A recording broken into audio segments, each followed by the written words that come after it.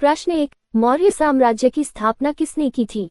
ए. Ashok, B. Bindusara, सी. Chandragupta Maurya, D. Chanakya. उत्तर, सी. चंद्रगुप्त मौर्य।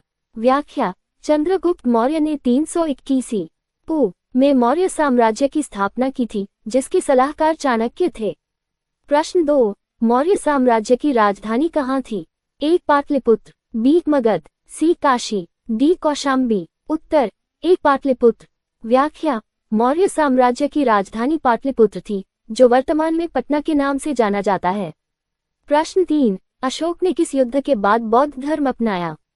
ए. कुरुक्षेत्र युद्ध, B. Kalinga युद्ध, सी. पाटलिपुत्र युद्ध, डी. तक्षशिला युद्ध। उत्तर, बी. कलिंग युद्ध। व्याख्या: कलिंग युद्ध में भारी रक्तपात के बाद अशोक ने हिंसा त्याग कर बौद्ध धर्म अपनाया। प्रश्न 4, अशोक के किस शिलालेख में कलिंग युद्ध का वर्णन है? ए. रुम्मिंदेई शिलालेख, बी. मस्की शिलालेख, सी. धौली शिलालेख, डी. प्रयाग शिलालेख। उत्तर, सी. धौली शिलालेख। व्याख्या: धौली और जौगर शिलालेखों में अशोक ने कलिंग युद्ध का वर्णन किया है। प्रश्न 5, चंद्रगुप्त मौर्य के गुरु का नाम क्या था? ए. कौटिल्य, बी. आचार्य रावण, सी. विष्णुगुप्त, डी. वल्लभाचार्य। उत्तर, ए. कौटिल्य। व्याख्या: कौटिल्य, जिन्हें चाणक्य के नाम से भी जाना जाता है, चंद्रगुप्त मौर्य के गुरु और सलाहकार थे। प्रश्न 6, अशोक के किस शिलालेख में बौद्ध धर्म के सिद्धांतों का वर्णन है? ए. पहला शिलालेख, बी. 7वां शिलालेख, सी. 14वां शिलालेख, डी. 12वां शिलालेख। उत्तर, डी. 12वां शिलालेख। व्याख्या: अशोक के 12वें शिलालेख में बौद्ध धर्म के सिद्धांतों का वर्णन मिलता है। प्रश्न 7, मौर्य साम्राज्य के अंतर्गत निम्नलिखित में से किस क्षेत्र में सबसे अधिक प्रशासनिक नियंत्रण था? ए. ग्रामीण क्षेत्र, बी. नगर क्षेत्र, सी. सीमावर्ती क्षेत्र, डी. वन क्षेत्र। उत्तर, बी. नगर क्षेत्र। व्याख्या: मौर्य काल में नगरों में सुदृढ़ प्रशासनिक व्यवस्था थी। प्रश्न 8, अशोक ने किस भाषा में अपने शिलालेखों की रचना करवाई थी? ए. संस्कृत, बी. पाली, सी. प्राकृत, डी. अपभ्रंश। उत्तर, सी. प्राकृत।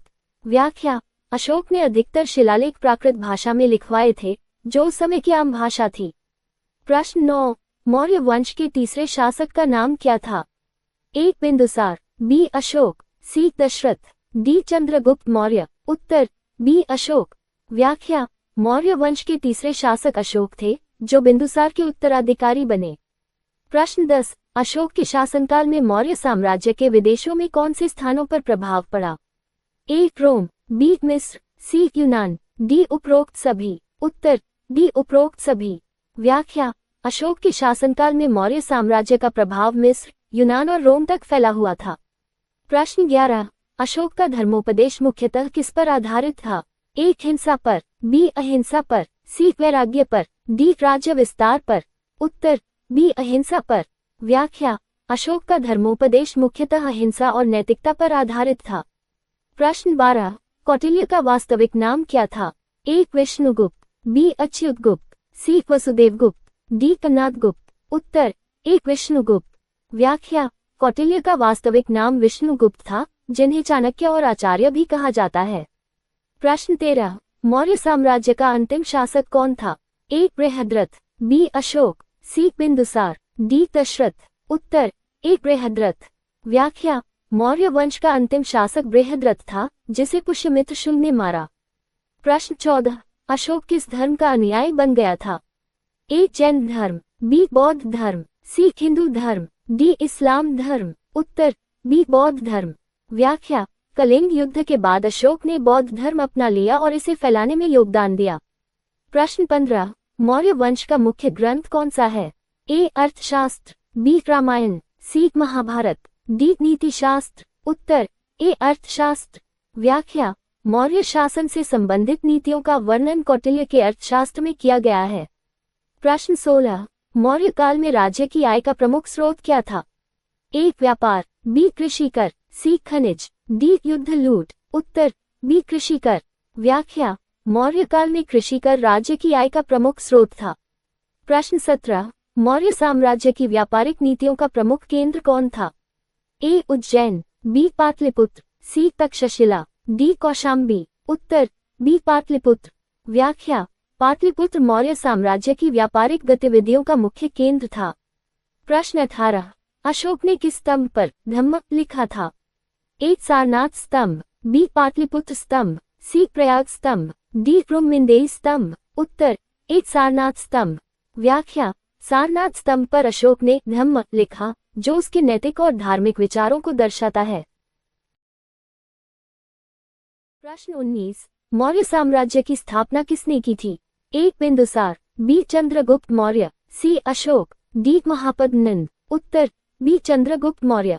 व्याख्या, चंद्रगुप्त मौर्य ने चाणक्य की सहायता से मौर्य साम्राज्य की स्थापना 321 BC में की थी और नंद वंश का अंत किया था। प्रश्न 20, चाणक्य को किस नाम से भी जाना जाता है? ए विष्णुगुप्त, बी कौटिल्य, सी तोनो, डी इनमें से कोई नहीं। उत्तर सी तोनो। व्याख्या, चाणक्य को विष्णुगुप्त और कौटिल्य नामों से भी जाना जाता है। उन्होंने अर्थशास्त्र की रचना की थी। प्रश्न 21, अशोक ने कलिंग युद्ध किस वर्ष लड़ा था? ए 273 BC, बी 261 BC, सी 250 BC, डी 240 BC। उत्तर बी 261 BC। व्याख्या, कलिंग युद्ध 261 BC में लड़ा गया था, जिसने अशोक को अहिंसा और बौद्ध धर्म की ओर प्रेरित किया। प्रश्न 22, अशोक के शिलालेख किस लिपि में लिखे गए हैं? ए ब्राह्मी, बी खरोष्ठी, सी संस्कृत, डी प्राकृत। उत्तर ए ब्राह्मी। व्याख्या, अशोक के अधिकांश शिलालेख ब्राह्मी लिपि में हैं, जबकि उत्तर पश्चिम क्षेत्र में कुछ खरोष्ठी लिपि में लिखे गए हैं। प्रश्न 23, चंद्रगुप्त मौर्य ने किस राजा के साथ संधि की थी? ए सिकंदर, बी सेल्यूकस निकेटर, सी पोरस, डी टियोडोट्स। उत्तर बी सेल्यूकस निकेटर। व्याख्या, चंद्रगुप्त मौर्य ने 305 BC में सेल्यूकस निकेटर के साथ संधि की थी और उन्हें हराकर अपने साम्राज्य का विस्तार किया था। प्रश्न 24, बिंदुसार का शासनकाल कब से कब तक था? ए 320 से 297 BC, बी 297 से 273 BC, सी 273 से 232 BC, डी 232 से 200 BC। उत्तर बी 297 से 273 BC। व्याख्या, बिंदुसार ने 297 से 273 BC तक शासन किया और वह चंद्रगुप्त मौर्य के पुत्र थे। प्रश्न 25, अशोक ने बौद्ध धर्म को किस घटना के बाद अपनाया? ए राज्याभिषेक के बाद, बी कलिंग युद्ध के बाद, सी तक्षशिला विद्रोह के बाद, डी मगध विजय के बाद। उत्तर बी कलिंग युद्ध के बाद। व्याख्या, अशोक ने कलिंग युद्ध में भारी जनहानि देखकर अहिंसा और बौद्ध धर्म को अपनाया। प्रश्न 26, मौर्य साम्राज्य की राजधानी कौन सी थी? ए उज्जैन, बी पाटलिपुत्र, सी तक्षशिला, डी काशी। उत्तर बी पाटलिपुत्र।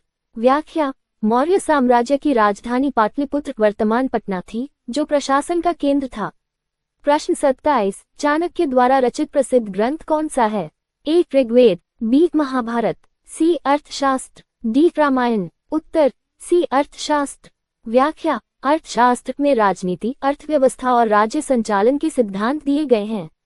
प्रश्न 28, अशोक के धर्म प्रचारक को किस देश में भेजा गया था? ए श्रीलंका, बी तिब्बत, सी चीन, डी म्यांमार। उत्तर ए श्रीलंका। व्याख्या, अशोक ने अपने पुत्र महेंद्र और पुत्री संघमित्रा को बौद्ध धर्म प्रचार के लिए श्रीलंका भेजा। प्रश्न 29, चंद्रगुप्त मौर्य किस धार्मिक संप्रदाय से जुड़े थे? ए बौद्ध धर्म, बी जैन धर्म, सी वैदिक धर्म, डी शैव धर्म। उत्तर बी जैन धर्म। व्याख्या, अपने अंतिम दिनों में चंद्रगुप्त मौर्य ने जैन धर्म अपना लिया था और श्रवणबेलगोला में संन्यास लिया। प्रश्न 30, मौर्य काल में प्रमुख राजमार्ग कौन सा था? ए उत्तर पथ, बी दक्षिण पथ, C Grand Trunk Road, D royal पथ। उत्तर ए उत्तर पथ। व्याख्या, उत्तर पथ एक प्रमुख राजमार्ग था, जो साम्राज्य के व्यापार और यातायात को सुगम बनाता था। प्रश्न 31, अशोक ने अपने धर्मादेशों को किसके माध्यम से प्रचारित किया? ए पुस्तकें, बी शिलालेख, सी सभाएं, डी उत्सव। उत्तर बी शिलालेख। व्याख्या, अशोक ने धर्म प्रचार के लिए शिलालेखों का उपयोग किया, जो आज भी भारतीय उपमहाद्वीप में पाए जाते हैं। प्रश्न 32, कलिंग युद्ध में किस नदी के किनारे संघर्ष हुआ था? ए गंगा, बी नर्मदा, सी महानदी, डी गोदावरी। उत्तर सी महानदी। व्याख्या, कलिंग युद्ध महानदी के पास लड़ा गया था, जो वर्तमान उड़ीसा में स्थित है।